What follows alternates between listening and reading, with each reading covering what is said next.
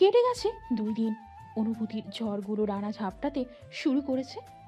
কোথাও মান অভিমানের পালা শেষ হওয়ার অপেক্ষা, কারো মনে ভালোবাসার উত্তাল ঢেউ, আবার কেউ নতুন অনুভূতিতে সিক্ত হওয়ার পথে। সব মিলিয়ে ওই এলোমেলো সম্পর্কগুলো এগিয়ে যাচ্ছে ভবিষ্যতের পথে। এদের ভবিতব্য অজানা। একে অপরের পাওয়ার রাস্তায় আসা বিপদগুলো তাদের ভালোবাসার শক্ত খুঁটি হয়ে দাঁড়িয়ে থাকতে পারবে নাকি শুকনো কাঠির মতো উড়ে যাবে বাতাসের তালে। সুখ ইউভানের মাথায় তেল দিয়ে দিচ্ছিল। সকাল থেকে নাকি তার মাথা ব্যথা করছে, ঔষধ দিতে চাইলে ইউভান নিষেধ করে। তাই বাধ্য হয়ে তেল মালিশ করতে বসেছে। কিন্তু এত ব্যথার মাঝেও কি চুপ করে আছে ইউভান? সে তো ব্যস্ত নিজের মনের সুখে গল্প করতে। সে জানে তার মনোযোগী শ্রোতা, তার ভাবিমা তার কথায় বিরক্ত হবে না। অসম্ভব। সুখ খুশি মনে ইউভানের সব প্রশ্নের উত্তর দিচ্ছিল, কিন্তু শেষে বলা কথাটা কয়েক মুহূর্তের জন্য থমকে গেল। এটার উত্তর কি? সে জানে না, কোনোদিন জানতে চায়নি সে। তার ভাবনার মাঝে আবারও ইউভান বলে ওঠে, বলো না ভাবিমা, ব্রোকে তুমি ভালোবাসো? তোমার তোমার দেখা কিভাবে, বিয়ে কিভাবে? সুখ কিছুক্ষণ চুপ রইল, নিজেকে ধাতস্থ করে বলে উঠল, পারিবারিকভাবে বিয়ে হয়েছিল, তারপর আপনার ব্রো বিদেশে চলে যায়। তাই ভালোবাসি কিনা সেই উত্তর এখনো পাইনি। ইউভান নিরাশ হয়। সে তো ইন্টারেস্টিং কোনো গল্প শুনতে চেয়েছিল, কিন্তু এটা তো খুব একটা ইন্টারেস্টিং না। ইউভানের দিকে নজর নেই। সুখে সে ডুব দিয়েছে অতীতের পাতায়।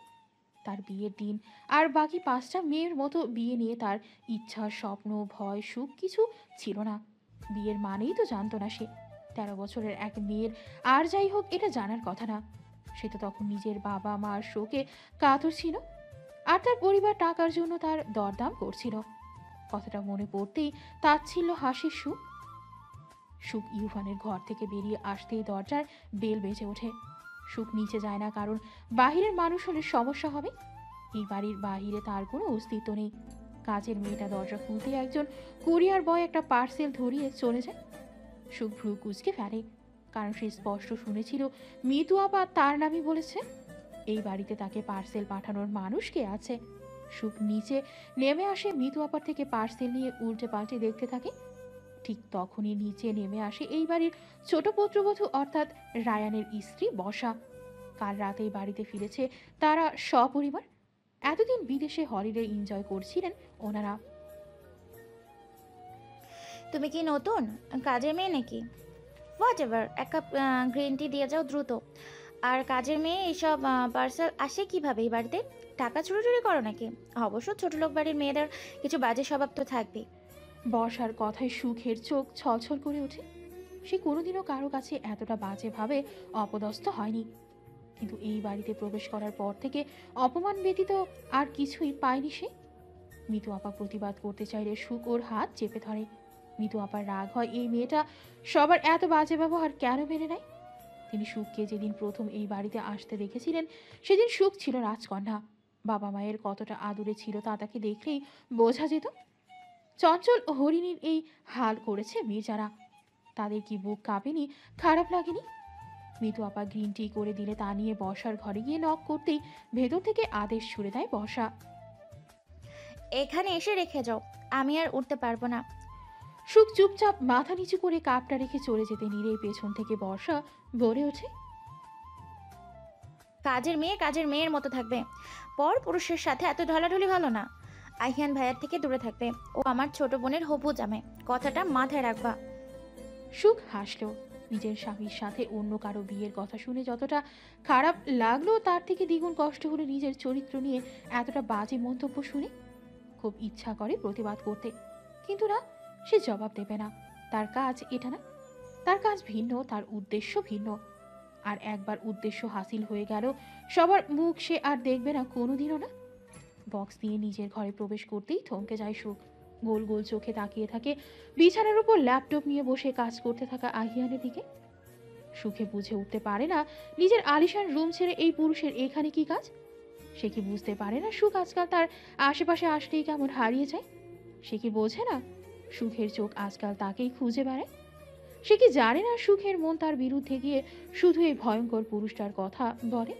সুখ কি জানে না এই লোকটা আপাদমস্তক শুধু সুখের সুখবিহীন অচল সে? তার এই মন মস্তিষ্ক শরীর শুধু সুখকেই চায়। তার হৃদয়ের প্রতি স্পন্দন সুখের নাম জপ করে। সে কি জানে না? সুখ প্রথমে চমকে উঠল আহিয়ানের কণ্ঠ শুনে। অতঃপর হতাশ নিঃশ্বাস ত্যাগ করে সুখ নিরাশ চোখে তাকালো আহিয়ানের দিকে। এই লোক যে তাকে মনে মনে চিন্তাও করতে দেবে না তার বোঝা হয়ে গেছে। আপনি আপনার ঘরে যান প্লিজ। আপনাকে এই ছোট কামরায় মানায় না ছোট সাহেব, কেউ দেখলে কেলেঙ্কারি হয়ে যাবে। আহিয়ান ভ্রু কুচকে তাকালো সুখের দিকে। তোর বিয়ে করার জামাই লাগিয়ে ডেট, হয় তুমি আমার সাথে আমার রাজ্যতে যাবে, আর নয়তো আমি তোমার রাজ্যে দখল বসাবো। এবার চুপচাপ বসে থাকো, আমি কাজ করছি, আমাকে কাজ করতে দাও। পারলে যাও, ভালো বইয়ের মতো এক কাপ কফি করে নিয়ে আসো। আমার ঘরে কোনো চুলা বা স্টোভ নেই। তো নিচে বিশাল বড় কিচেন আছে, সেখানে যাও।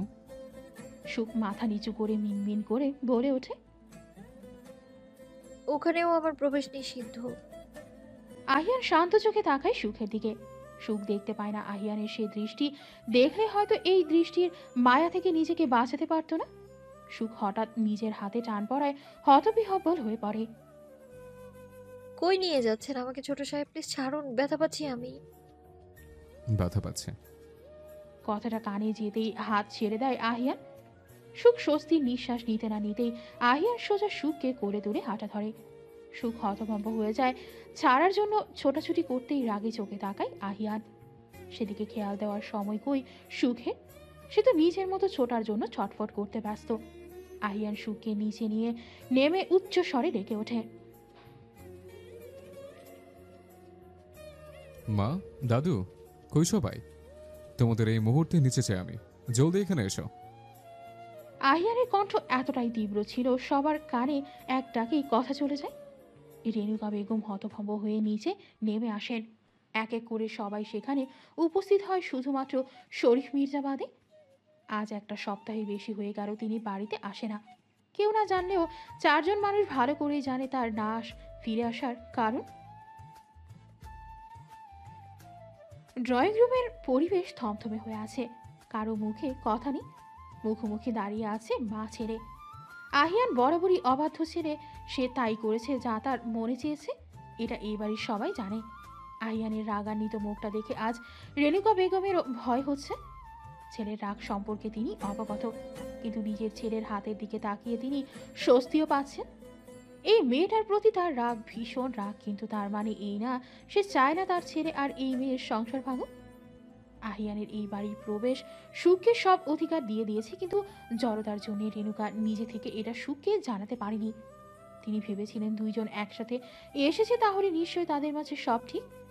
এখন এরা এদের অধিকার নিজেই বুঝে নেবে, কিন্তু তা হয়নি। স্বামীর চিন্তায় রেণুকা নিজেও এই ব্যাপারে তেমন একটা মাথা ঘামায়নি, কিন্তু আজ তার মনে হচ্ছে সে ভুল করেছে, বিরাট ভুল। আর এই ভুলের জন্যই তার ছেলে ক্ষিপ্ত হয়ে গেছে। তবুও টললেন না তিনি, গলায় জোর নেই বলে উঠলেন। এইভাবে চেঁচামেচির মানে কি আহি? এইসব কেমন ব্যবহার? বিদেশে গিয়ে নিজের ভদ্রতা ভুলে বসেছো? রেণুকা বেগমের একটা প্রশ্নই যেন আগুনে ঘি ঢালার মতো কাজ করে দিল।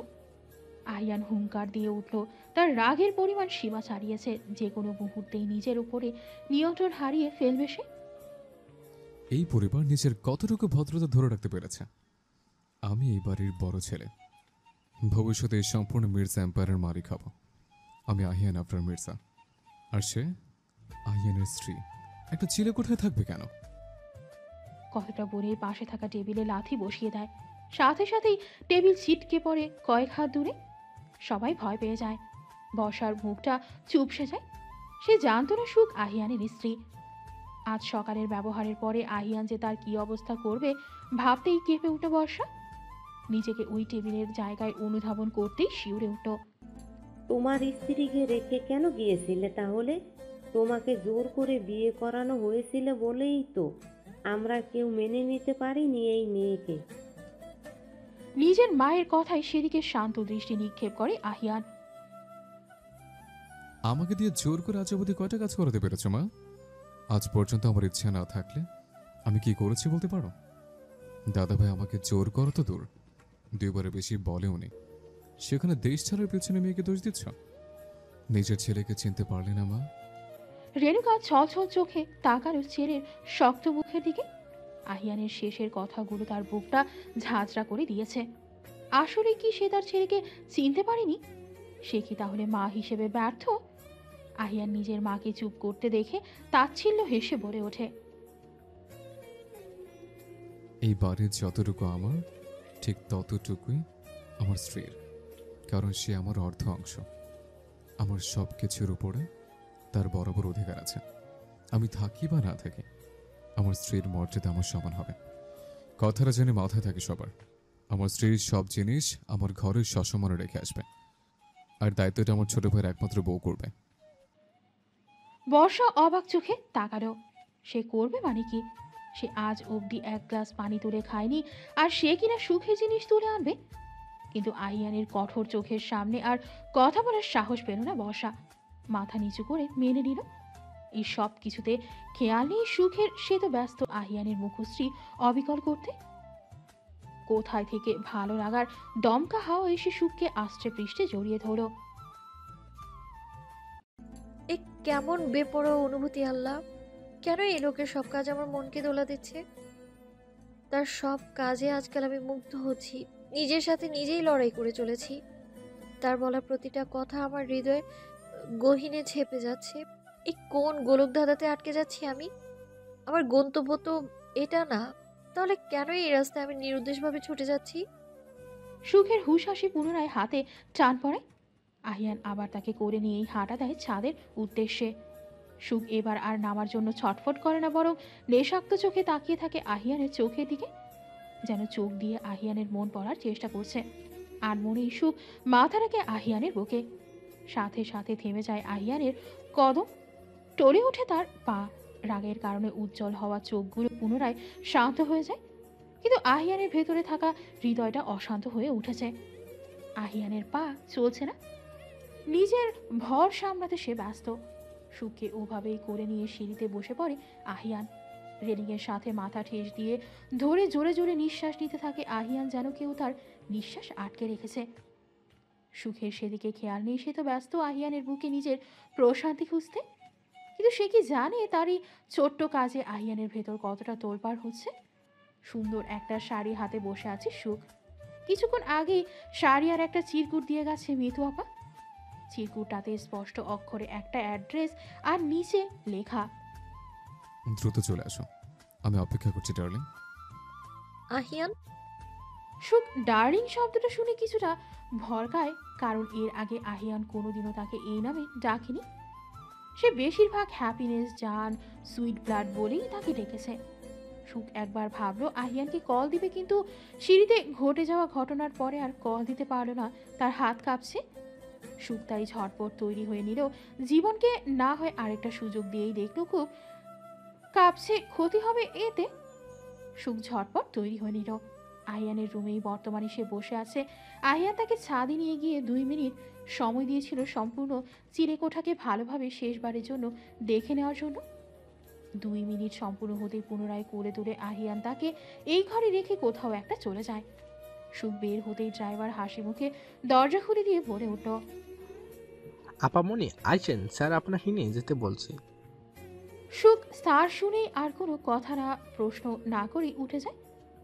তার শরীর উত্তেজনায় কাঁপছে। কেন ডেকেছে আহিয়ান তাকে, কি বলবে সে? আজকে কি তাহলে আহিয়ান তাকে? বাকিটা আর ভাবতে পারল না। ধীরে ধীরে তার চোখ বুঝে এলো ঘুমে। সুখে চোখ বন্ধ করতে দেখেই বাঁকা হাসে ড্রাইভার। গাড়ি চালাতে চালাতেই কাউকে কল দিয়ে বলে ওঠে, কাজ হয়ে গেছে স্যার, আমি রাস্তাতেই আছি।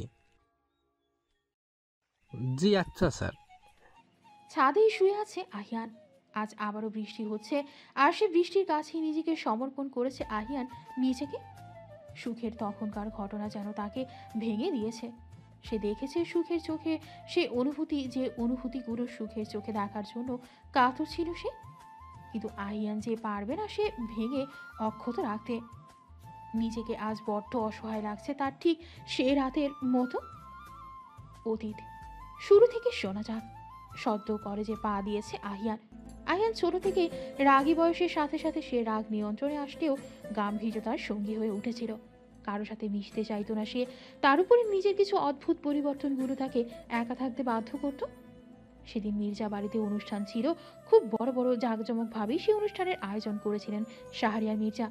অনুষ্ঠানটা ছিল তার কোম্পানির নতুন ব্রাঞ্চ বিদেশে অবধি নিয়ে যাওয়ার খুশিতে। নিচে এত বড় আয়োজন রেখেই বৃষ্টির রাতে সেদিন ছাদে একাকিত্বকে আলিঙ্গন করতে ব্যস্ত ছিল আহিয়ান। সে জানে কেউ তাকে খুঁজবে না, কারণ এইসব পার্টিতে কোনো কালেই আহিয়ান যায়নি, কেউ তাকে নিয়ে যেতে পারেনি। তাই ছাদের দরজা খোলা রেখেই দাঁড়িয়েছিল আহিয়ান, দুই হাত মেরে বৃষ্টিকে নিজের দিকে আহ্বান জানাচ্ছিল যেন। ঠিক তখনই বৃষ্টির রিমঝিম শব্দ চিরে একটি চিকন মেয়েরই কণ্ঠ ভেসে আসে তার কানে। আহিয়ান না চাইতেও পেছনে ঘুরে, আর তাতেই যেন সর্বনাশ হয় সেই যুবকের।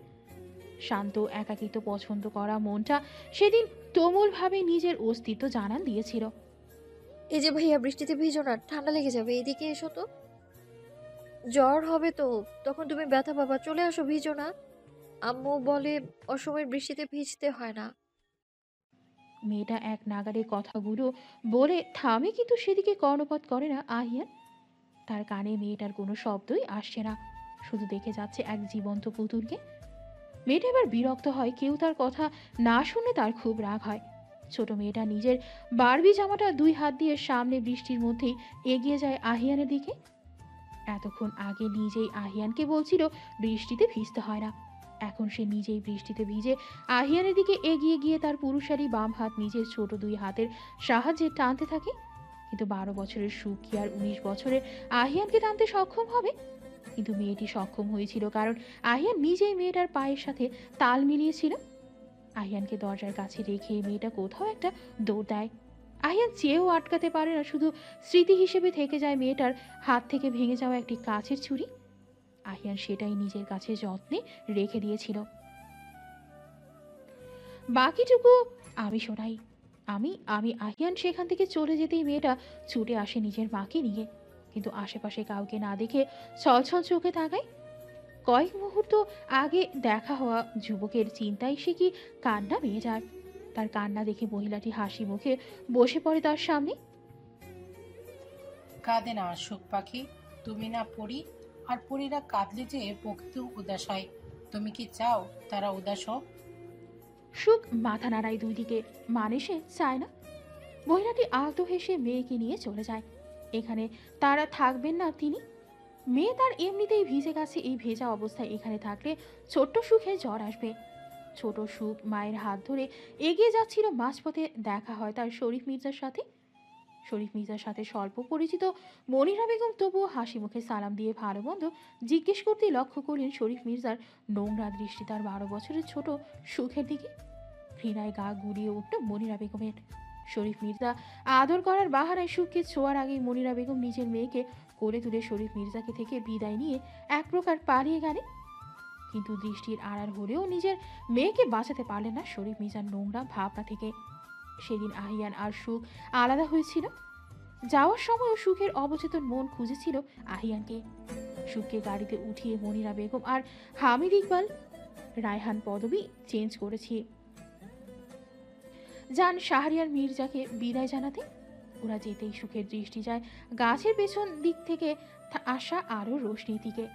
খুশিতে সুখের চোখ চকচক করে ওঠে, কারণ সে ভাবে ওইখানে জোনাকি পোকা আছে। এদিকে সদ্য 19 বছরের যুবক নিজের মাঝে আসা হঠাৎই পরিবর্তনগুলো সামলাতে অক্ষম হয়ে বাড়ি ছেড়ে লনে চলে আসে। তার দাঁত কেমন শিরশির করছে, মাড়িগুলো প্রচণ্ড ব্যথায় তাকে কাবু করে তুলেছে, নিজেকে সামলানো ব্যর্থ হয়ে উঠেছে, চোখের জ্বালা সবটাই তাকে শেষ করে দিচ্ছে। আহিয়ান যখন সম্পূর্ণ নিয়ন্ত্রণহীন, তখনই তার দিকে এগিয়ে আসে সুখ। জোনাকির খোঁজে গাছের দিকে এগিয়ে আসতেই একটা ডালে আঁচড় লেগে ক্ষত হয়ে যায়, সেখান দিয়ে ফিনকি দিয়ে বেরিয়ে আসে তাজা রক্ত, যার ঘ্রাণ আপন মনেই আহিয়ানের নাকে গিয়ে লাগে। আহিয়ান যেন সম্পূর্ণ পশু হয়ে যায়। পেছনে ঘুরে বাচ্চা সুখের দিকে তাকাতেই তার দৃষ্টি যায় রক্তের দিকে। নিয়ন্ত্রণহীন পশুরূপী আহিয়ান নিজের সদ্য গজানো ফ্যাংস বসিয়ে দেয় সুখের ঘাড়ে। তার ফ্যাংসের বিষ মিলিয়ে যায় সুখের রক্তের সাথে। ছোট সুখ বিষের জ্বালাপোলা আর দাঁতের দংশনের ব্যথা সহ্য করতে না পেরে সেখানে জ্ঞান হারিয়ে লুটিয়ে পড়ে। আর তার পাশেই জ্ঞান হারিয়ে পড়ে থাকে আহিয়ান। প্রকৃতির সব কিছুই চলে নিজ নিয়ম মাফিক।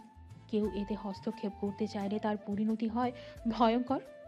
বিশালের সৌরজগতের কোথায় কি আছে তার শেষ প্রান্ত কোথাও কেউ জানে না। আজ অবধি অনেক বিজ্ঞানী অন্য গ্রহে মানুষ বা অন্য জাতির খোঁজ করেছে, কিন্তু বরাবরই তারা ব্যর্থ। কোনো না কোনোভাবে তারা আটকে গেছে বা অসফল হয়েছে। তারা তাদের এই অসফলতাকে সৌরজগতে আর কোনো প্রাণীর বাস নেই বলেই ধরে নিয়েছে, কিন্তু তা ভুল হিসেবে প্রমাণ করতে দিন রাত খাটুনি করেছিলেন সুখের বাবা হামিদ ইকবাল। কিন্তু তিনিও প্রতিবার ব্যর্থ হয়েছিলেন। তিনি এই নিয়ে কম লাঞ্ছনা অপমান সহ্য করতে হয়নি তাকে, কিন্তু তবুও তিনি থেমে যাননি। কিন্তু যখন হামিদ আর মনিরার ঘর আলো করে সুখ এলো, তখন হামিদ সাহেব সিদ্ধান্ত নিয়েছিলেন এই সব কিছু ছেড়ে দেবে, কিন্তু নিজের জন্য, নিজের স্ত্রী আর সন্তানকে অপমানিত হতে দেবেন না। সেজন্য তিনি আর বাবার ব্যবসার হাল ধরেন, কিন্তু তবুও পৃথিবীর সবার আড়ালে তৈরি করেছিলেন নিজের ব্যক্তিগত রিসার্চ ল্যাব, বজায় রেখেছিলেন নিজের রিসার্চ। আজ পুনরায় সে রিসার্চ ল্যাবে দাঁড়িয়ে আছেন তিনি, তার কোলে শায়িত ওনার 12 বছরের ছোট সুখ, যার সম্পূর্ণ শরীর কালচে রং ধারণ করেছে। ওনার বুঝতে বাকি নেই এটা কোনো সাধারণ সাপ বা অন্য কোনো পোকার কারণে হয়নি। এটার পেছনে লুকায়িত রহস্য, হয়তো যে রহস্যের পেছনে তিনি ছুটেছেন বহু বছর ধরে। এদিকে ওনার স্ত্রী কেঁদে চলেছেন অবিরাম। তুমি শোক পাখিকে এখানে কেন এনেছো হাদিম? আমার মেয়ে তোমার রিসার্চের অংশ নয়। আমার মেয়েটা কেমন কালো পড়ে যাচ্ছে। হাদিম, রহম করো, তাকে হাসপাতালে নিয়ে চলো, নয়তো আমার বাচ্চাটা বাঁচবে না, আর ওর কিছু হলে আমিও মরে যাব। হাদিম, দয়া করো আমাদের উপরে। নিজের স্ত্রীর করুণ আর্তনাদ কানে তুললেন না তিনি। নিজের মেয়েকে বেডে শুইয়ে দিয়ে পকেটে গুজে বের হলেন এক সিরিঞ্জ রক্ত। মেয়েকে গাড়িতে তুলেই তিনি ছুটেছিলেন আহিয়ানের রক্ত নিতে, কারণ ওনার দৃষ্টি গিয়েছিল আহিয়ানের মুখে লেগে থাকা রক্তবিন্দুর দিকে। তাতেই ওনার সন্দেহ হয়, তাই দ্রুত তার রক্তও তিনি নিয়ে আসেন সাথে করে। হামিদ ইকবাল মেয়েকে বেডে রাখতেই মনিরা বেগম মেয়েকে কোলে তুলে সেখান থেকে নিয়ে যেতে নিলে বাধা দেয় হামিদ। এই কাজ করো না মনি, এতে তোমার সুখ পাখির বিপদ। আমি তোমার মেয়ের খারাপ চাই না মনি, আমার উপর ভরসা রাখো। এই মুহূর্তে কোনো ডক্টর বুঝবে না সুখ পাখির কী হয়েছে, তার উল্টোটা আমরা ছোট্ট জানটাকে নিয়ে নিজেদের রিসার্চ এবং অংশ করে তুলব। চওড়া দামে বিদেশে বিক্রি করতেও তারা ভাববে না, কারণ সুখ পাখির শরীরে কোনো সাধারণ বিষ নেই। এটা ভয়ঙ্কর বিষ, যার অ্যান্টিডোট কারো কাছে নেই। আর অ্যান্টিডোট রক্তে এই বিষ ছড়িয়ে পড়েছে, যার কারণে সুখের রক্ত এই বিষ মিশে গেছে। বুঝতে পারছো তারা সুখ পাখির সাথে কি করবে? মনিরা বেগম হাউ মাউ করে কেঁদে উঠলেন মেয়েকে বুকে জড়িয়ে। তার পুতুলের মতো দুষ্টু পাখিটার এমন নেতিয়ে যাওয়া মুখটা তার সহ্য হচ্ছে না। হামিদ মনিরার কাঁধে হাত রাখে, তিনি নিজেও ভিতর ভিতর ভেঙে গুঁড়িয়ে যাচ্ছে, কিন্তু এই মুহূর্তে তার শক্ত থাকা লাগবে।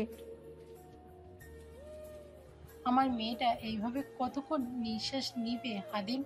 এই বিষ আমার মেয়েকে মেরে ফেলবে। কিছু একটা করো হাদিম, আমার মেয়েটা সম্পূর্ণ শরীর কালো হয়ে গেছে। চিন্তা করো না মনি, তোমাদের মেয়ের রক্তে এই বিষের থেকে লড়াইয়ের মতো শক্তি আছে, এমনকি তা এখনও লড়াই করে যাচ্ছে। আমি নিজেও অবাক এই ম্যাজিক দেখে, কিন্তু আমার মেয়ে এই বিষ থেকে লড়তে পারছে।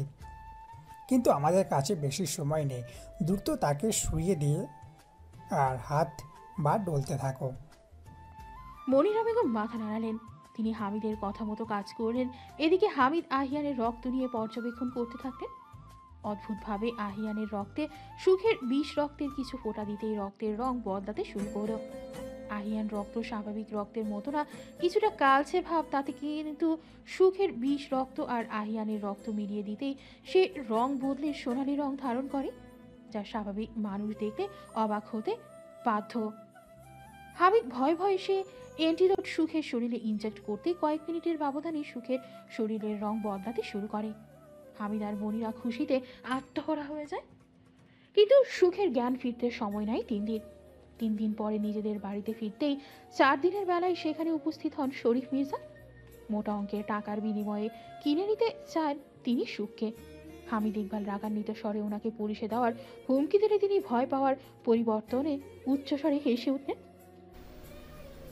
আমি শরীফ মির্জা, আমার শরীরে হাত দিবে এমন পুলিশ এই শহরে কেন? সম্পূর্ণ বাংলাদেশিও নেই। কথাটা ভুলে গেলে চলবে না মিস্টার ইকবাল। আপনার মেয়েকে আমার ভালো লেগেছে, তাই এত শান্ত স্বরে কথা বলছি। না হলে এতক্ষণ আপনার মেয়েকে তুলে নিয়ে যেতে আমার খুব বেশি সময় লাগতো না। আজ আসি, ভাবনা চিন্তা করেন, কিন্তু উত্তর আমি হ্যাঁ হিসাবেই চাই, কেমন? শরীফ মির্জা চলে যেতেই কাউচের উপর ধপ করে বসে পড়েন হামিদ ইকবাল। ঘরের মধ্যে মনিরা বেগম সুখকে বুকে জড়িয়ে কান্না করছেন। ছোট্ট একটা মেয়ের দিকে কিভাবে কেউ লালসার চোখে তাকাতে পারে জানা নেই তাদের। হামিদ ইকবালের দিকে এগিয়ে আসে মনিরা। চলো আদিম, আমরা এখান থেকে চলে যাই, আমরা বিদেশে কোথাও পালিয়ে যাই। কতদিন পালবো আমরা মনি? মিনাজদের শক্ত সম্পর্কে তোমার ধারণা নেই। তারা চাইলে গর্তের ভিতর থেকে হলেও বের করে আনে। নিজেদের প্রয়োজন মেটাতে তারা যে কোনো পর্যায়ে যেতে পারে। মনিরা বেগম চিন্তিত হয়ে পড়ে। তাহলে কি করব এখন হাদিম? আমার মেয়েকে নিয়ে কই যাব? কিভাবে রক্ষা করব তাকে? যেখানে প্রশাসন অবধি তাদের কবজায়, সেখানে কে সাহায্য করবে আমাদের? হামিদ ইকবাল কিছুক্ষণ ভাবেন, চিন্তিত গলায় উত্তর দেন। আমাদের সাহায্য করতে পারবে শুধু একজন।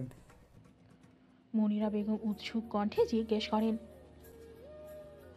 কি হাদিম? হামিদ ইকবাল বড় একটা নিঃশ্বাস ফেলে বলে ওঠেন, সাহুরিয়া মির্জা। তিনি চাইলে প্রশাসন কেন, মন্ত্রী মিনিস্টার আমাদের প্রোটেকশন দিতে বাধ্য হবে। মনিরা বেগম অবাক হন। কিন্তু শাহরিয়ার আঙ্কেল তো দেশে নেই, উনি ওনার ব্রাঞ্চের কাজে বিদেশে গেছে, কবে ফিরবে তাও জানা নেই কারোর। হামিদ ইকবাল আত্মবিশ্বাসী কণ্ঠে বলে ওঠেন, এই জন্যই শরীফ মির্জার পাখা গজিয়েছে। আমাদের শুধু 3 মাস লুকিয়ে থাকা লাগবে, তৎপর বাকিটা সামলে নেবেন সাহুরিয়া মির্জা। মনিরা বেগম দ্বিধায় পড়ে যান। আঙ্কেল কেন নিজের ছেলের বিরুদ্ধে গিয়ে আমাদের সাহায্য করবে? হামিদ ইকবাল ভরসা দিয়ে বলে ওঠেন, কারণ তিনি অন্যায় পছন্দ করেন না, আর এই কাজে সে তার ছেলে সাহায্য করবেন না কোনোভাবেই। মনিরা বেগম আশ্বাস দেন। এদিকে সুখ মায়ের বুকে শুয়ে থেকেই সবটা শূন্য। তার ছোট মন কিছু না বুঝলেও এতটুকু বুঝে গেল এই পৃথিবী নিষ্ঠুর। আর এই নিষ্ঠুর পৃথিবীতে সবচেয়ে বড় নিষ্ঠুর আর পচালক শরীফ মির্জা। মির্জা নামটা খুব বাজে ভাবেই চেপে গেল ছোট মস্তিষ্কে। গা ঢাকা দিতে তারা গিয়ে পৌঁছালো তাদের দূর সম্পর্কের আত্মীয়দের বাড়ি। কিছুদিন এখানে থেকে তারপর নিজের ল্যাবে গিয়ে গা ঢাকা দেবে, কারণ প্রথমে শরীফ মির্জা তাদের আশেপাশের জায়গাতেই খুঁজবে, তারপর খোঁজ শুরু হবে আত্মীয়দের বাড়িতে। নিজের বাড়ি ছেড়ে, সহপাঠী পরিচিত এলাকা ছেড়ে এতদূর অচেনা জায়গায় মানিয়ে নিতে খুব কষ্ট হয় সুখের জন্য। কিন্তু সে কষ্ট আর একলা জীবনে কই থেকে আসে তার হিমু ভাই, পুরো নাম হিমালয় হক। সুখের জীবনের 3টি মাস কেটে যায় বন্ধ বাড়িতে। বাবা মা সকাল সকাল বেরিয়ে যেত কাজে, আশেপাশে থাকতো হিমালয়, যে ছিল তার থেকে 6 বছরের বড়। দিন শেষে এ তার খেলার সাথী ছিল তার হিমু ভাই। এদিকে শরীফ মির্জা পাগল প্রায় হয়ে যায় সুখকে খুঁজে না পেয়ে। এখন কোনো জায়গা তিনি বাদ রাখেননি যেখানে তিনি সুখকে খোঁজেননি, কিন্তু কোথাও তিনি তাদের অস্তিত্ব পাননি। এদিকে শাহরিয়ার মির্জার আসার সময়ও ঘনিয়ে আসছে, কিন্তু তিনি এটা বুঝতে পারেননি তার ছেলে ওই মেয়ের জন্যই ধীরে ধীরে উন্মাদ হয়ে উঠছে। তার পথের সবচেয়ে বড় কাঁটা তার ছেলে হতে যাচ্ছে। পানির এত সময় গড়িয়ে গেল কবে কেউ টের পায়নি। এদিকে ছোট সুখ 13 বছরে পা দেয়, অপরদিকে তার একমাত্র খেলার সাথী তার হিমু ভাই দীর্ঘ সময়ের জন্য পাড়ি জমিয়েছে বিদেশে। হাতে ধরিয়ে গেছে কয়েকটা চিঠি, যা খোলার অনুমতি তাকে দিয়ে গেছে তার যাওয়ার অনেক পরে। সুখও বাধ্য মেয়ের মতো সেই চিঠিগুলো যত্নে রেখে দিয়েছিল তার জাদু বক্সে। এদিকে শাহরিয়ার মির্জার দেশে আসার কথা কানে আসে হামিদ ইকবালের। ভরসার আলো খুঁজে পান তিনি, ছুটে যান স্ত্রী আর সন্তানকে নিয়ে মির্জা প্যালেসে। কিন্তু মাঝ রাস্তাতেই তাদের আটকে ফেলে শরীফ মির্জা। হামিদ ইকবাল আর মনিরা বেগম ভয় পেয়ে যান, দ্রুত সুখকে গাড়িতে রেখেই নেমে যায়। শরীফ মনে করে সুখ গাড়িতে নেই, তাই গাড়ির দিকে না এগিয়ে হামিদ আর মনিরার দিকে এগিয়ে যায়। ছোট সুখের সামনেই নির্মমভাবে হত্যা করে তার বাবা মাকে। হামিদ ইকবাল কোনো রকম মেয়েকে ইশারা করতেই ভীত সুখ সেখান থেকে পালিয়ে যায়। কোনো রকম 2 দিনের মাথায় পৌঁছায় সে নিজের বাড়িতে। সেখানে যেতেই সে থমকে যায়। তাদের বাড়ির চৌখাটে জ্বলন্ত লাশ পড়ে আছে তার বাবা মা। চেনার উপায় নেই, তাদের চামড়া গলে হাড় বেরিয়ে গেছে। ছোট সুখ কান্না করতে ভুলে যায় যখন সে যেন পাথর রূপে পরিণত হয়ে গেছে। কোনো রকম তার চাচারা তার বাবা মাকে দাফন করে আসে। এরই মধ্যে শরীফ মির্জা কাল হয়ে আসে সুখের জীবনে। সুখের চাচা ফুপুকে মোটা টাকা লোভ দেখিয়ে বিয়ের তারিখ ঠিক করে। ইতিমধ্যে নিজের সন্তানের এমন কুরুচিপূর্ণ ধারণা তাদের কানে না গেলেও এটা জানতে পারে সুখের চাচা চাচি ফুপুরা বয়স্ক কারোর সাথে সুখের বিয়ে ঠিক করেছে টাকার বিনিময়ে। নিজের প্রিয় বন্ধুর নাতনির সাথে এমন কাজ কোনো মতেই মানতে পারে না শাহরিয়ার মির্জা। নাতিকে নিয়ে রওনা দেয় সুখ পাখি বাড়ির উদ্দেশ্যে। শরীফ মির্জা আসার আগেই তার থেকে দ্বিগুণ টাকা তার চাচাদের মুখে ছুঁড়ে মারে সুখের সাথে আহিয়ানের বিয়ে দিয়ে দেয়। বর্তমান জ্ঞান ফিরতেই সুখ উঠে বসে। তার বুঝতে বাকি থাকে না কাজটা কার। সুখ একটু বোকামি করেছে বই কি, কিন্তু অবশ্য ভালোই হয়েছে এই শরীফ মির্জার চাপটারটা এবার বন্ধ হওয়া উচিত। শরীফ মির্জা নিজেও জানে না সে নিজ হাতে নিজের মৃত্যুকে দাওয়াত দিয়েছে। মানুষের আসলে ভালো থাকতে ভালো লাগে না। কি সুন্দর বেঁচেছিলেন মিস্টার মির্জা, কিন্তু না, আপনার এই পৃথিবী মনে হয় আর ভালোই লাগছে না।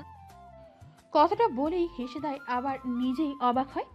তার সম্পূর্ণ বিশ্বাস আহিয়ান আসবে, কিন্তু তার কি এই বিশ্বাস হওয়াটা উচিত ছিল? মন বলছে ওই তোকে ভালোবাসে, সে আসবেই, তাকে আসতেই হবে। কিন্তু মস্তিষ্ক বলছে সে তার দায়িত্ব পালন করতে হলেও আসবে। কি আজব কথা, মস্তিষ্কের কথা সুখের পছন্দ হলো না। সে আহিয়ানের দায়িত্ব না ভালোবাসা। কথাটা ভাবতেই তার বুক কেঁপে উঠল। এই দৃঢ়তা কিভাবে সৃষ্টি হলো তার মনে? সুখের ভাবনার মাঝে দরজা খুলে প্রবেশ করেন শরীফ মির্জা। ঠোঁটের কোণায় তার শয়তানি হাসি, চোখ লালসায় পরিপূর্ণ। সুখের গা গোলালো, অন্যদিকে তাকিয়ে বমি করতে চাইল, কিন্তু পেট খালি হয়, বমি হলো না তার। এইসব দেখে জোরে হেসে উঠল শরীফ। এত ঢং করে কিছু হবে না। ভালোভাবে তোকে আমার করতে চেয়েছিলাম, বিয়ে করে আমার স্ত্রী বানাতে চেয়েছিলাম, কিন্তু তুই তো রক্ষিতা হয়ে থাকতে চাস, তাই ঢের রক্ষিতা হয়েই থাক। তোকে প্রতিদিন অবৈধভাবে ভোগ করব, আর তুই প্রতিদিন নিজের মৃত্যু কামনা করবি, কিন্তু মৃত্যু তোকে ধরা দেবে না। শরীফের কথা শেষ হতেই হেসে ওঠে সুখ। শরীফ ভাবাচাকা খেয়ে যায়। এমন একটা পরিস্থিতিতে সুখের মতো নরমের যেখানে ভয়ে কাঁপাকাঁপি করা উচিত, সে হাসছে কিভাবে? কারো সাহসে সুখের মনে শরীফের জন্য ভয় নেই। আসুন মিস্টার মির্জা, বসুন। আপনার সাথে গল্প করি, কয়েক ঘন্টাই তো বেঁচে আছেন। আসুন, আপনাকে কিছু গল্প শোনাই, কিন্তু প্রশ্নের উত্তর দেই। আপনাদের সবার মনেই একটা প্রশ্ন, সেদিন কেন আমি আর আহিয়ান বিয়ে করেছিলাম, কেন আমি পালিয়ে যাইনি, ব্লা ব্লা, রাইট? শরীফ অবাক হয়, আবার তার মনে কৌতূহল জাগে। আসলে এই প্রশ্নের উত্তর সে জানতে চায় বহুদিন থেকে। সবচেয়ে বড় বাধা কেন তার ছেলে বিয়েতে রাজি হয়েছিল? আহিয়ান কারো কথা শোনার ছেলে তো না। শরীফ মির্জা চেয়ার টেনে বসে পড়ে সুখের সামনে। সুখ আলতো হেসে চোখ বন্ধ করে সেদিনের কথা ভাবতে থাকে। আহিয়ান বিয়ের কথা শুনেই ক্ষিপ্ত হয়ে ওঠে। তার জীবনে কারো জায়গা নেই বলে ঘোষণা করে সেখান থেকে চলে যেতে নিলেই তাকে ডাক দেয় সুখ। ছোট সুখ বুঝেছিল তার জীবন এমনিতেই এলোমেলো হয়ে গেছে। শরীফ মির্জা তাকে শেষ করতে যে কোনো পর্যায়ে চলে যাবে। এই মুহূর্তে শরীফের হাত থেকে নিজেকে রক্ষা করার একটাই উপায়, আর তা হলো তার ছেলেকে বিয়ে করে ফেলা। এতে শরীফ মির্জা এমনিতেই হেরে যাবে। আর এই পৃথিবীতে সে শুধু শরীফ মির্জা বাড়িতেই সুরক্ষিত। যতদিন নিজের মা বাবার প্রতিশোধ নিতে না পারে, ততদিন অবধি তাকে সুরক্ষিত থাকতে হবেই। আপনি চলে যান এখান থেকে, আমি আপনাকে বিয়ে করব না। আপনার থেকে ওই বুড়ো লোকটা শতাধিক ভালো। আপনি অনেক বাজে রাক্ষস। আমি চাই না আপনাকে বিয়ে করতে। আপনার সাথে বিয়ে হলে আমি নিজের জীবন দিয়ে দেব। চিকন মেয়েলি বাচ্চা কণ্ঠ শুনে পিছনে তাকায় আহিয়ান। তাতেই তার হৃদয় স্পন্দন থেমে যায় কয়েক সেকেন্ডের জন্য। আবারও সে মুখ দিয়ে আগের মতো গোলমাল, নাক কিছুটা শুকিয়েছে। তার চোখে স্পষ্ট যন্ত্রণা, কালো গর্ত, যা দেখে আহিয়ানের বুকটা হুহু করে উঠল। আমাকে বিয়ে করতে কি সমস্যা? সুখ আকাশবাণী তাকায়। তারা ভর্তি আকাশের দিকে তাকিয়ে দীর্ঘশ্বাস ফিরে বলে ওঠে, আমি এতিম মির্জা সাহেব। এই সম্পূর্ণ পৃথিবীতে আমি একা, আর এই একাকিত্ব দূর করার জন্য আমার পাশে কারো প্রয়োজন নেই। আপনাকে তো আরোই না, আর আপনি পারবেনও না, কারণ আমার পাশে থাকতে হলে ধৈর্য প্রয়োজন, সামনের মানুষকে বুঝবার শক্তি প্রয়োজন, যা আপনার নেই। আপনি তো অনুভূতিহীন, আপনাকে আমার সহ্য হয় না। আমি আপনার কোনোদিনও হব না, কখনো হব না। তার সাক্ষী হিসেবে থাকবে এই সম্পূর্ণ আকাশ। শেষের কথা পছন্দ হয় না তার। এমনিতেই সে সুখকে বিয়ে করত, কিন্তু এখন সুখকে সে বিয়ে করেই ছাড়বে। তার জেদ তাকে সম্পূর্ণ করতেই হবে। আহিয়ান এক প্রকার রেগে জায়গাটা ছেড়ে ভেতরে প্রবেশ করে। আহিয়ানের গমন পথের দিকে তাকিয়ে সুখ হাসে। সে জানতো আহিয়ানের এই ইগো হার্ট হবেই, আর হলো তাই। সুখ বিড় করে বলে উঠল, প্রস্তুত হয়ে যান শরীফ মির্জা, আপনার সমাপ্তির দিন আজ শুরু। বর্তমানে এক নিঃশ্বাসে সবটুকু বলে থামে সুখ। শরীফ অবাক হয়ে তাকিয়ে থাকে, এতটুকু একটা মেয়ে এত গভীর পরিকল্পনা কিভাবে করতে পারে। সে কল্পনাও করতে পারেনি সাদাসিধা একটা মেয়ে এত বড় খেলার পরিকল্পনা সাজিয়েছিল। আপনি কল্পনা করতে পারবেন না শরীফ মির্জা, আপনার ভয়ঙ্কর মৃত্যুর আশায় আমি কত কি সহ্য করেছি। 12 বছরের এক মেয়ে তার জীবনের সবচেয়ে বাজে 3 মাস পার করেছে এক রুমে বন্দির মতো থেকে।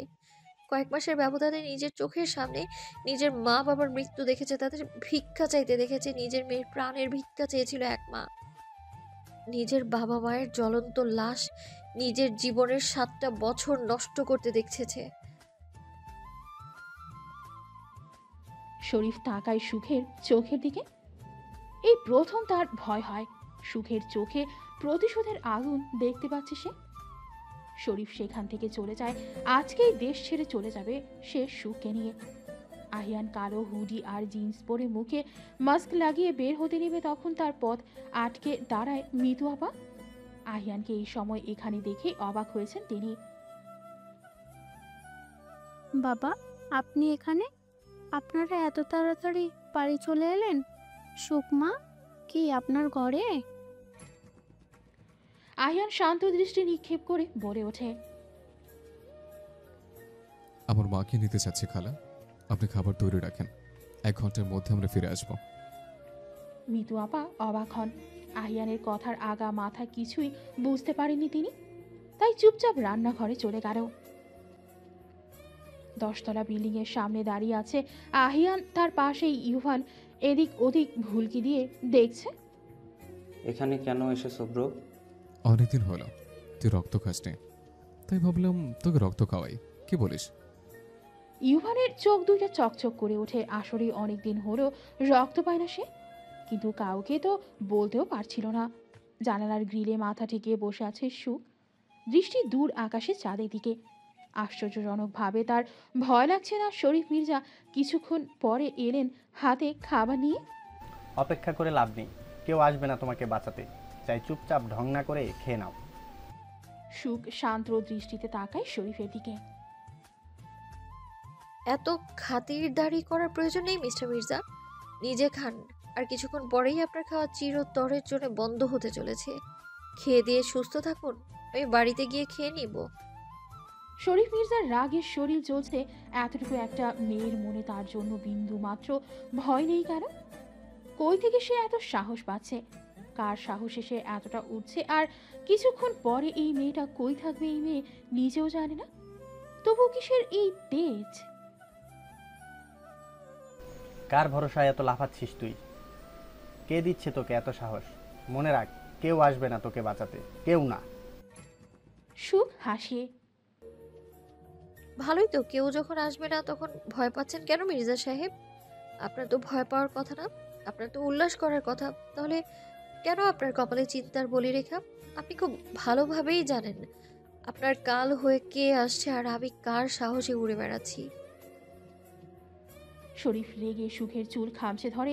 ব্যথায় সুখের চোখে পানি চলে আসে, কিন্তু তার ঠোঁট থেকে হাসি সরছে না। সুখের ভালো লাগছে শরীফের চোখে ভয় দেখতে, শান্তি অনুভব হচ্ছে তার। এই ভয় সে সর্বদা তার বাবা মায়ের চোখে দেখেছে। রাতের পর রাত নির্ঘুম কাটাতে দেখেছে ওই 2 মানুষকে। আসবে না, সে আসবে না। সে জানতেও পারবে না তুই কোথায়। আর যতক্ষণে জানবে, আমি তোকে নিয়ে উড়াল দিব ওই দেশ ছেড়ে। চেষ্টা করে দেখেন মিস্টার মির্জা, পারবেন না আমাকে তার থেকে কেড়ে নিতে।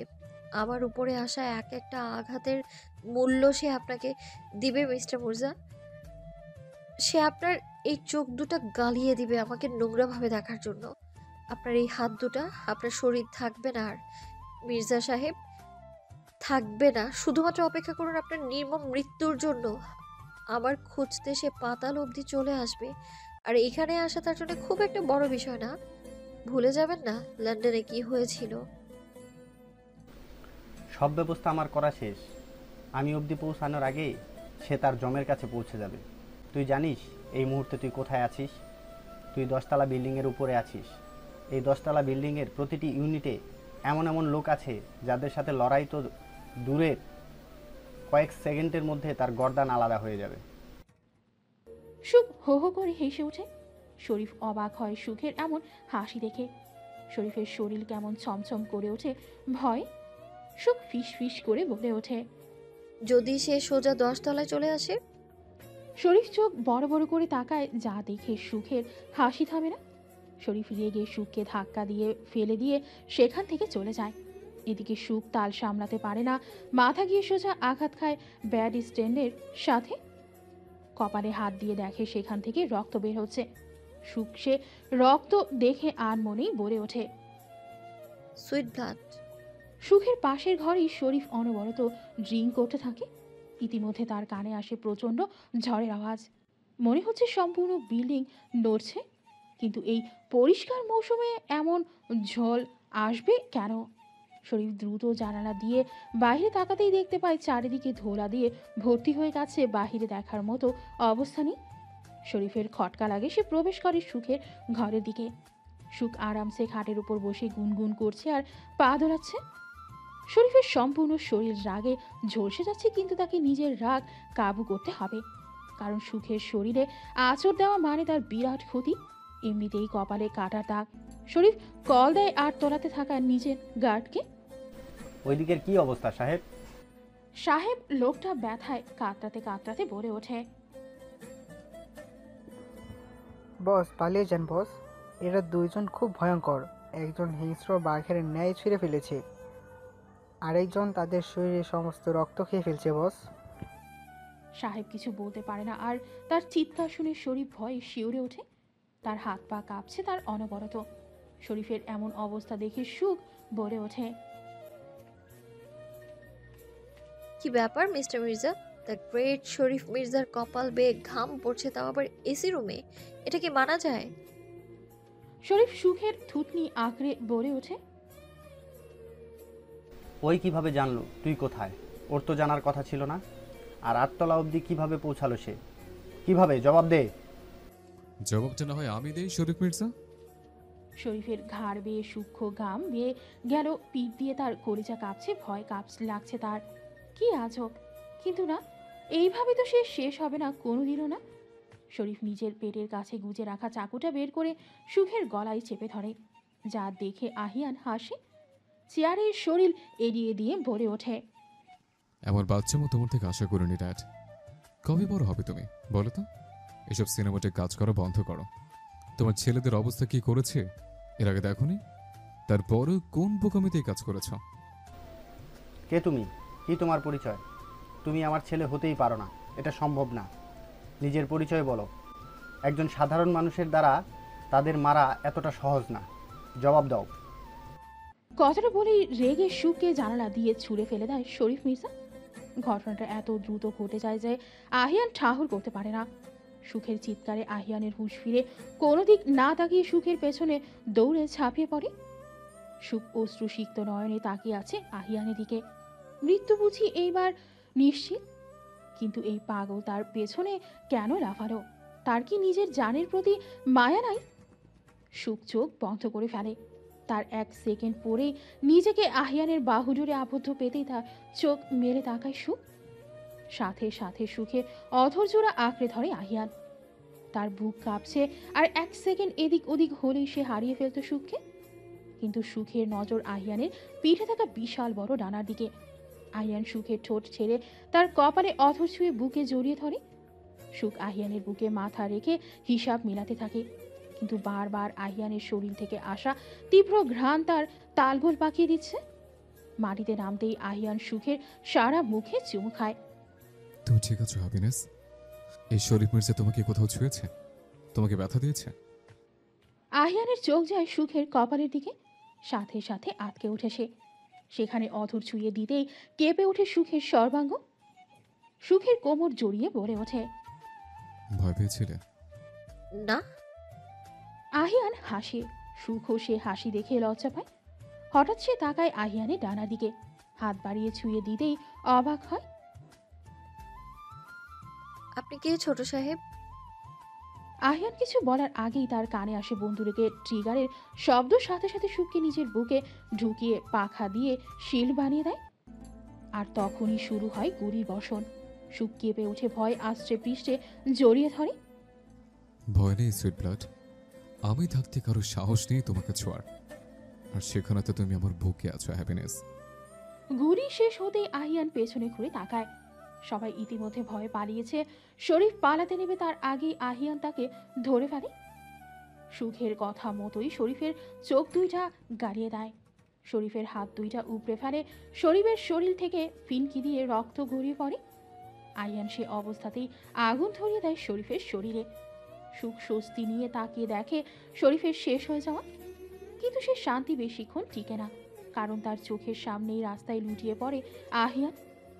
সুখ আতকে ওঠে আহিয়ানের পিঠে গুলির নিশানা দেখে। সাথে সাথে হাউমাউ করে কেঁদে ওঠে সুখ। জীবনের গোলক ধাঁধার মতো, যখনই মনে হবে এটা শেষ, সামনেই গন্তব্য, ঠিক তখনই মানুষ টের পায় তারা আবারও এর গহীনে ঢুকে পড়েছে। খুব বাজে ভাবে আটকে গেছে। একই রাস্তাতেই তারা বারবার চক্কর দিচ্ছে, কিন্তু সঠিক রাস্তা তাদের দৃষ্টি সীমানার বাহিরে। আবার তাদের দৃষ্টির সামনেই কিন্তু তারা দেখতে পায় না।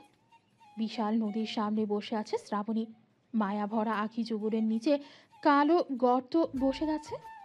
চেহারার লাবণ্য হারিয়ে ফেলেছে। শ্রাবণী এক মনে তাকিয়ে আছে নদীতে ভেসে ওঠা ঢেউয়ের দিকে।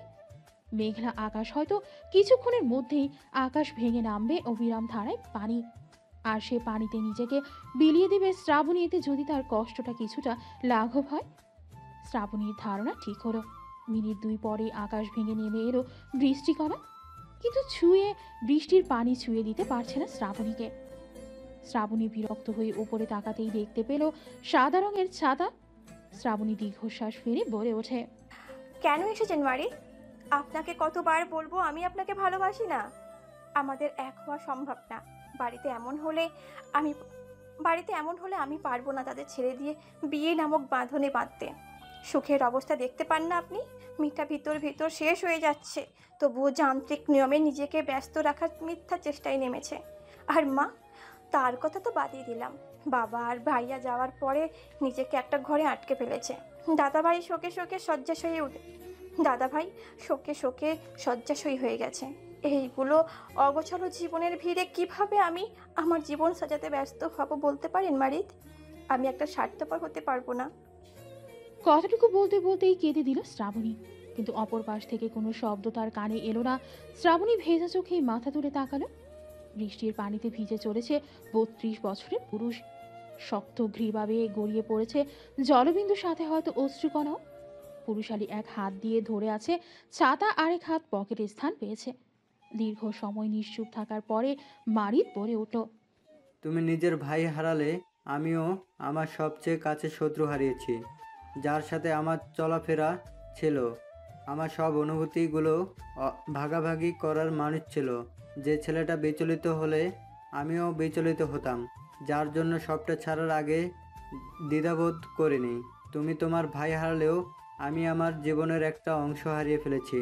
তুমি সুখের নিশ্চুপতা দেখেছো, আমি তোমার ভাই এবং আহাজারি শুনেছি, যা এর চেয়েও বেশি কষ্টদায়ক ছিল। তার এক একটা চিৎকার সুখের জন্য প্রতিদিন পুড়তে দেখেছি। ভালোবাসার মানুষ সামনে থাকার পরেও দূরে থাকা কতটা কষ্টের তা আমি তাকে দেখে তিলে তিলে টের পেয়েছি।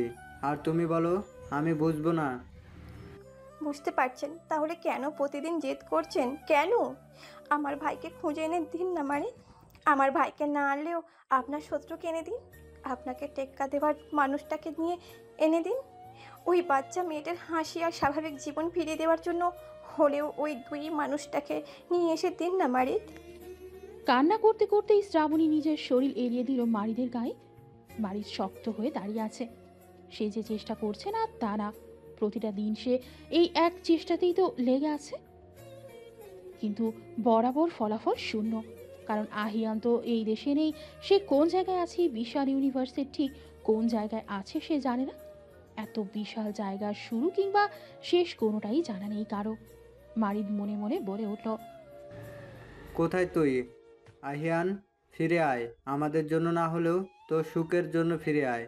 মেয়েটা আগে একটু আধটু হাসলেও এখন তাও হাসে না। তুই যে ভালোবাসার জন্য এত বছর অপেক্ষা করেছিলি, সে ভালোবাসা ফাইনালি তোর হ্যাপিনেসের চোখে দেখা গেছে। সে ভালোবাসা দেখতে ফিরে আয়। তুই ছাড়া আমাদের জীবনের সমস্ত সব আনন্দ হারিয়ে গেছে, ফিরে আয়।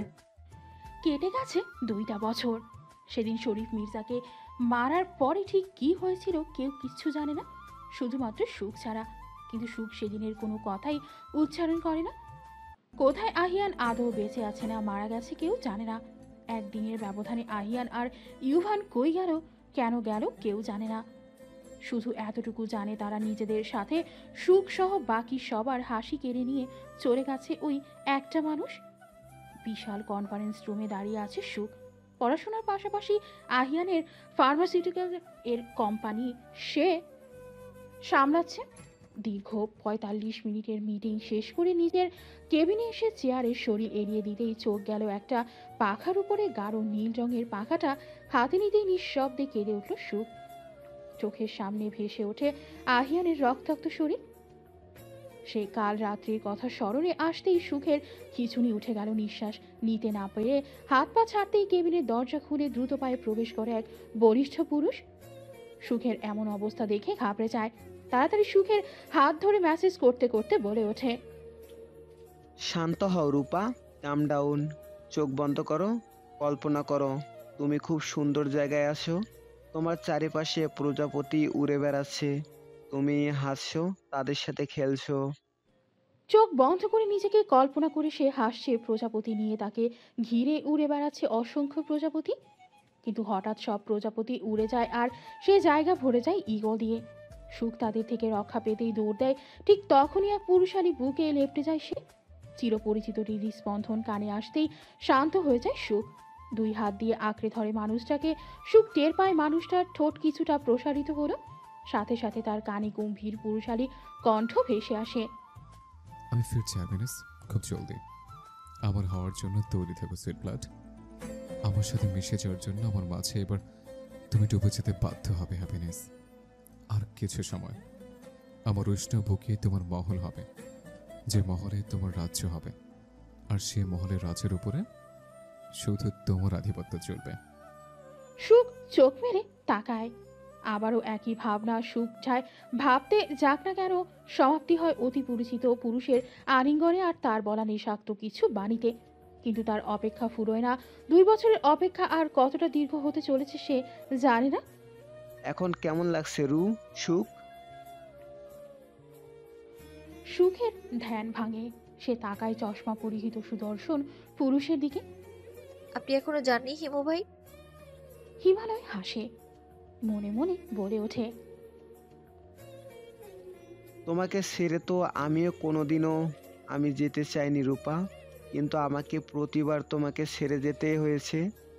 প্রথমবার পরিস্থিতি আমাকে যেতে বাধ্য করেছিল, আর এখন ভাগ্য। যাওয়ার আগে তোমার সাথে দেখা করতে এসেছিলাম। তোমার চোখ মুখ কেমন বিষণ্ণ মনে হলো তাই। আমাকে নিয়ে চিন্তা করতে হবে না হিমু ভাই, আমি নিজেকে সামলাতে জানি। আর সামলালেও সমস্যা নেই, কিন্তু আপনার আমাকে নিয়ে এত চিন্তা করতে হবে না। আপনি আমাদের কোম্পানির বিজনেস পার্টনার। আশা করি আমাদের সম্পর্ক অতটুকুতেই সীমাবদ্ধ থাকবে। হিমালয় হাসে, খুব বড় হয়ে গিয়েছিস রে সুখ, বড় বড় কথা বলা শিখে নিয়েছিস। নরম সুখ থেকে পাথরে পরিণত হওয়ার প্রয়োজন কি খুব বেশি ছিল? সুখ দীর্ঘশ্বাস ফেলে পালকের দিকে তাকিয়ে বলে ওঠে, হয়তো ছিল হিমু ভাই, নয়তো কেউ কি আর নিজ ইচ্ছায় নিজের সত্তাকে মেরে ফেলতে চায়? হিমালয় নিশ্চুপ থাকে। এই মেয়েটাকে দেখে এখন ক্ষণে ক্ষণে অবাক হয় সে। প্রয়োজনের বাহিরে একটা কথা ব্যয় করে না, সব সময় নিজেকে শক্ত খোলসে আটকে রাখে।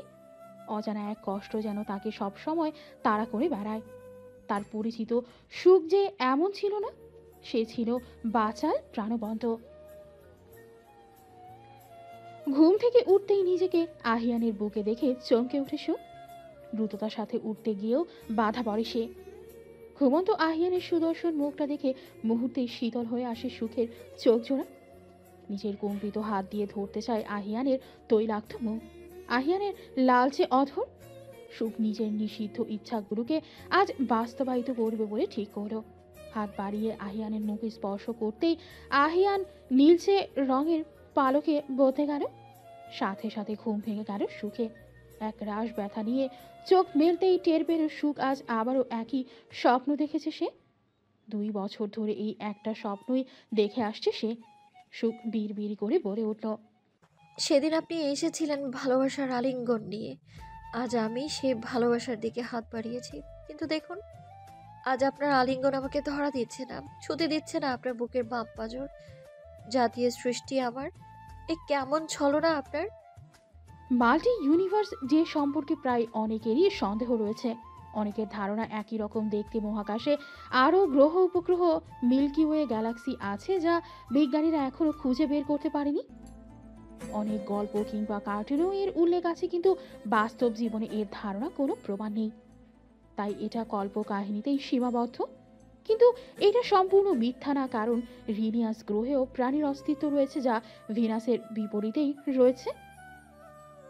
গল্পের জন্য ব্যবহৃত, যা সম্পূর্ণ কাল্পনিক, কিন্তু তার দূরত্ব অনেক হওয়ায় এখনও বিজ্ঞানীরা সে গ্রহ সম্পর্কে জেনে উঠতে পারেনি।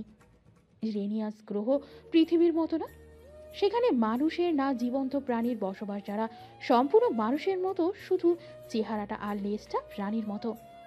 এখানে 6 ঋতুর বাস নেই, এখানে শুধু 2 ঋতু, শীত আর বর্ষা, যার কারণে বিজ্ঞানীরা কৃত্রিম সূর্য বানিয়েছে যাতে খাবার উৎপাদন করতে পারে। এই রেনিয়াস গ্রহে রয়েছে 7টা রাজ্য, যেগুলো শাসন করে ভিন্ন প্রজাতির প্রাণী। সবচেয়ে শক্তিশালী রাজ্য হলো ক্যালভেরা রাজ্যে, যা শাসন করেন ভ্যাম্পায়াররা। বাকি 6 রাজ্যেও এই রাজ্যের অধীনে থাকে। লিওনেল সে রাজ্যগুলোর একচ্ছত্র অধিনায়ক বা সম্রাট। সাদা চাদরের ওপরে শায়িত এক বলিষ্ঠ পুরুষ, অর্ধ উলঙ্গ শরীরে হরেক রকমের গাছালো ঔষধ লাগানো। সে বলিষ্ঠ পুরুষকে ঘিরে অনেক ডাক্তার দাঁড়িয়ে আছে। সবগুলোই রেনিয়াস গ্রহের। তারা স্বাভাবিক মানুষের মতো না, তাদের আকৃতি স্বাভাবিক মানুষের মতো হলেও মাথা আর লোমের ঘনত্ব বুঝিয়ে দিচ্ছে তারা বিড়াল।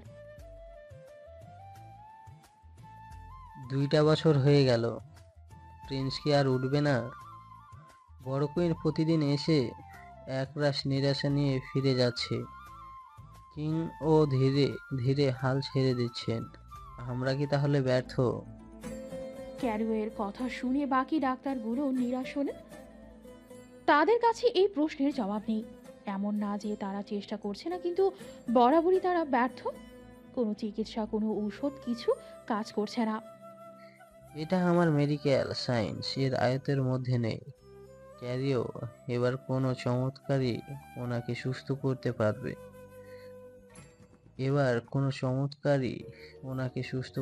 পারবে। বড় কুইন আর কিংকে ডাকো, হয়তো বাবা মায়ের ডাক, রক্তের ডাক কাজে দিবে। লিও এর সাথে বাকিরাও সম্মতি দিল। ক্যারিও চলে গেল তাদের ডাকতে। ডাক্তাররা তাকালো আহিয়ানের দিকে, কেমন নিথর হয়ে পড়ে আছে, যেন তার মাঝে জীবন নেই। হৃদয়টা কেউ বের করে নিয়েছে, শুধু সে অপেক্ষার প্রহর গুনছে। দরজার পেছনে লুকিয়ে ইয়োভান সবটাই শূন্য, তার চোখেও পানি। নিজের ব্রোয়ের এই অবস্থা 2 বছর থেকে দেখে আসছে সে। সেদিন রক্তে মাখা আহিয়ানকে নিয়ে ধীরে ফিরে এসেছিল তারা নিজ গ্রহে, কারণ আহিয়ানের চিকিৎসা পৃথিবীতে সম্ভব ছিল না। তাই সুখ নিজেও বাধা দেয়নি, কারণ আহিয়ান যে স্বাভাবিক মানুষ না তা তো সে বুঝে গিয়েছিল। তাই বাধা দেওয়া মানে আহিয়ানের আরও ক্ষতি করা। 24টা বুলেট একটা শরীরে গেঁথেছে, স্বাভাবিক মানুষ হলে 2টা গুলি যথেষ্ট ছিল মেরে ফেলার জন্য। ইউভানের বুক চিরে দীর্ঘশ্বাস বেরিয়ে আসে। সে আর সেখানে না দাঁড়িয়ে উড়াল দেয়। খুব সুন্দর ফুল আর গাছে পরিপূর্ণ এক গুহার সামনে এসে দাঁড়ায়। এই গুহা সম্পূর্ণ হীরা দ্বারা তৈরি। ইউভান একটা পাথরের উপর বসতেই একটা বিশাল ড্রাগন তার দিকে এগিয়ে আসে। ইউভানের নিকটে এসে সে মানুষ রূপ নেয়। ভয়ঙ্কর ড্রাগন মুহূর্তে একটা রমণীতে পরিণত হয়, যার হাতে খুব সুন্দর নীল রত্ন, খুব খুব যত্ন সহকারে রত্নটা ইউভানের মুকুটে পরিয়ে দিতেই ইউভান তাকায়। কেমন আছেন প্রিন্স? ড্রাগনা আলতো হেসে প্রশ্ন করলেও ইউভান হাসতে পারে না। ড্রাগনারও মন খারাপ হয়ে যায়। 2টা বছর সে ইউভানের বাচ্চামো দেখে না, যে বাচ্চামোতেই পুরো রাজ্যে বেঁধে থাকতো সে হাসি, আজ বাচ্চামো আজকে গায়ে। কি এত কষ্ট তার প্রিন্সে বুঝে পায় না ড্রাগনা। আপনি এমন নিশ্চুপ কেন হয়ে গেছেন প্রিন্স? দেখুন, রাজ্যের সম্পূর্ণ মেঘলা, শুধু আপনার উদাসীনতার জন্য। ইউভানের চোখ বেয়ে 2 ফোঁটা পানি গড়িয়ে পড়ে। সব এলোমেলো হয়ে গেছে ড্রাগনা। আমার ভাবিমা আমাকে কোনোদিনও ক্ষমা করবে না। ব্রোর জ্ঞান ফেরার পরে আমার দিকে ঘৃণাই তাকাবে না। আমি ব্রো এর বেঁচে থাকার কারণ কেড়ে নিয়েছি, আমি ভাবিমার ভালো থাকা কেড়ে নিয়েছি। এই প্রকৃতিও আমাকে ক্ষমা করবে না। আমি কি করব? তুমি কোনো ভুল করনি। আপনার ব্রো এই রাজ্যের ভবিষ্যৎ সম্রাট। তার বাড়ি এখানে, রাজ্য এখানে, তার মানুষ আপনজন সবাই এখানে। আজ হোক বা কাল তাকে এখানে আসা লাগতোই। আর সেখানে থাকলে কি আপনার ব্রো বেঁচে থাকতো? এখানে তাও একটু হলেও চান্স আছে তার বেঁচে যাওয়ার, কিন্তু সেখানে থাকলে জীবনেও সম্ভব হতো না। তাই নিজেকে দোষ দিবে না প্রিন্স। নিজেকে বড্ড অপরাধী লাগছে। তাহলে যাও, নিজের ভাবিমাকে এখানে নিয়ে এসো। হঠাৎ মেয়েলি কণ্ঠে দুজনে তাকায়। ইউভান নিজের মাকে দেখে অভিমানে মুখ ফিরিয়ে নেয়। আহত হন ইলেশিয়া। আজ 2টা বছর ছেলে তার সাথে ঠিকভাবে কথা বলে না, তার সাথে জেদ করে না। মা হিসেবে ব্যাপারটা মেনে নিতে যে ইলেশিয়ার কষ্ট হয়, কিন্তু উনিও যে বাধ্য ছিলেন। কোনোভাবেই ছেলেকে পুনরায় পৃথিবীতে পাঠাতে মন মানছিল না।